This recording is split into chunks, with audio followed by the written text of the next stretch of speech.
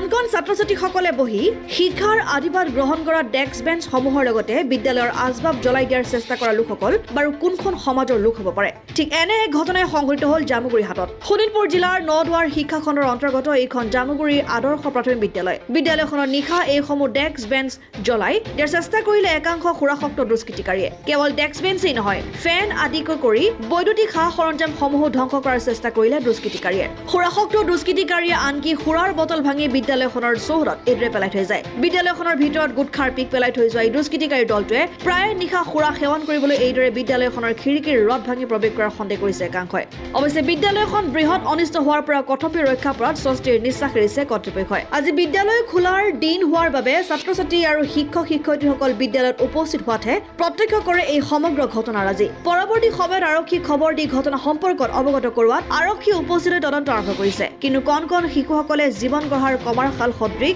বিদ্যালয় গৃহৰ ডেস্ক বেঞ্চৰ লগতে অন্যান্য সা সৰঞ্জামসমূহ এইদৰে দুষ্কৃতিকাৰীয়ে জ্বলাই দিবলৈ চেষ্টা কৰা বা ধ্বংস কৰাৰ চেষ্টা কৰা ঘটনাই তীব্ৰ চাঞ্চল্যৰ সৃষ্টি কৰিছে সমগ্ৰ অঞ্চলটিত তাৰ বাদে আমাৰ এইখন বিদ্যালয় 1902 চনতে স্থাপন হোৱা এখন ঐতিহ্যমণ্ডিত বিদ্যালয় কিন্তু এই বিদ্যালয়খনত আজি কিছুদিনৰ পৰা অকল আজিয়েই নহয় দুৰ্বৃত্তই বহুত অত্যাচাৰ কৰি আহিছে কাৰেণ্টৰ মানে ৱেৰ কটাৰ পৰা ধৰি যোৱাকালি বা পৰহি কোনদিনা হৈছে আমি ইমান নাজানো তথাপি আজিহে প্ৰত্যক্ষ কৰিছোঁ যে আমাৰ বিদ্যালয়ৰ ডেস্ক বেঞ্চ পুৰি ফেন বেকা কৰি তাৰপিছত বটল চটল ভাঙি ছাত্ৰ ছাত্ৰী আজি পৰীক্ষা আছিল আমি মানে পৰীক্ষা বাতিল কৰিবলগীয়া অৱস্থা হৈছে কিমান ডেস্ক বেঞ্চ জ্বলাইছে অনুমান 2-3খনমান জ্বলাইছে ফেন বেকা কৰিছে তাৰপিছত আমাৰ খিৰিকী ৰদ চদ ভাঙিছে তাৰপৰা টেবুল সেয়া ভাঙিছে তাৰপৰা গ্লাছ গোটেই বিদ্যালয়ৰ সকলোতে মানে গ্লাছ ভাঙি এইখিনি কৰিছে আৰু অকল আজিৰ কথা নহয় এইটো মানে ধাৰাবাহিকভাৱে বিদ্যালয়খনৰ কাৰণে এইটো এটা চলি আছে তাৰ কাৰণে আমি প্ৰতিদিনেই সৰস্বতী পূজাৰ সময়তো আমি ইয়াৰ মানে সন্মুখী হ'ব লগা হৈছে নাজানো কণ ছাত্ৰ ছাত্ৰীসকলৰ এই অনুষ্ঠানটোৰ প্ৰতি কাৰ ইমান বেয়া মানে দুষ্কাৰ্য কৰিবলৈ মন গৈছে তেওঁ কেনেকুৱা মানসিকতাৰ হয় মই তাকে ভাবোঁ মানে ইমান সৰু ল'ৰা ছোৱালী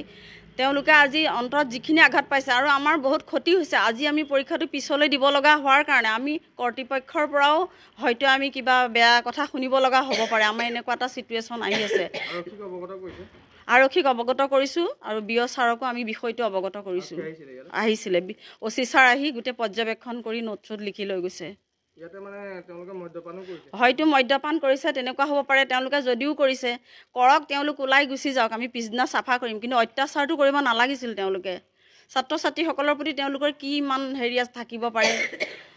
এইটো অনুষ্ঠানৰ প্ৰতি ৰাজহুৱা অনুষ্ঠান সদায় গঢ়িব লাগে এতিয়া ভঙাৰ অধিকাৰ কাৰো নাই যিহেতু তেওঁলোকে গঢ়িব নোৱাৰে সৃষ্টি কৰিব নোৱাৰাখিনিয়ে ধ্বংসও কৰিব নালাগে আচলতে জামুগুৰি হাটৰ পৰা ৰাতুল হাজৰিকা ৰিপৰ্ট অসম আদিত্য।